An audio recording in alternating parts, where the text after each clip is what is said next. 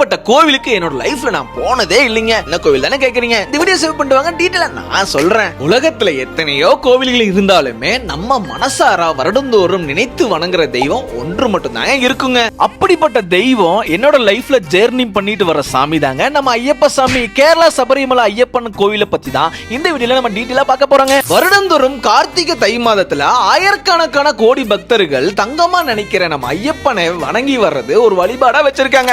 தேங்காயில் நெய் நெருப்பு இருமுடியாக சுமந்து எரிமணி சன்னிதானத்தில் நடனமாடி பம்பை ஆற்றி நீராடி பம்பை கணபதியில் தேங்காய் உடைத்து மலை ஏறும் பொழுது தூக்கி விடப்பா ஐயப்பா என்று அழைக்கும் பொழுது ஐயனே உங்களை தூக்கி விட்டு 18ஆம் படி போய் நிற்கும் போதுதாங்க அந்த ஃபீலே வரும். இந்த 18 படி நீங்க ஏறிட்டீங்கனாவே 18 வகையான பாவங்களை கடந்து புதிய மனிதனாக புனிதமாக இந்த ஐயப்பனை வணங்கிட்டு வந்தாவே போதுங்க. நீங்க கண்ட துன்பங்கள் பாவங்கள் வியாபார ரீதியான எதிர்ப்புகள் எல்லாம் நீங்கி இந்த உலகத்தில் புதிய மனிதாக பிறந்து வருது நீங்களே ஃபீல் பண்ணுவீங்க. 48 நாட்கள் விரதம் இருந்து இருமுடி தேங்காயை உடைக்கும் பொழுது ஐயப்ப பக்தர்கள் ஒரு புன்னகை வரும் பாருங்க. இந்த வீடியோ பத்தி டீடைலா சொல்லும் போது என் மனசுல பயபக்தியா ஆனந்தமா இருக்குங்க. உங்க லைஃப்ல இந்த மாதிரி புனிதமான பக்தியான ஒரு கோவிலுக்கு நீங்க விசிட் பண்ணிருந்தீங்கன்னா இந்த வீடியோ லைக் பண்ணிட்டு உங்க ஃப்ரெண்ட்ஸ்க்கு ஷேர் பண்ணிட்டு கமெண்ட் பாக்ஸ் ஐயப்பான்னு போடுங்க. அது போதுங்க எனக்கு.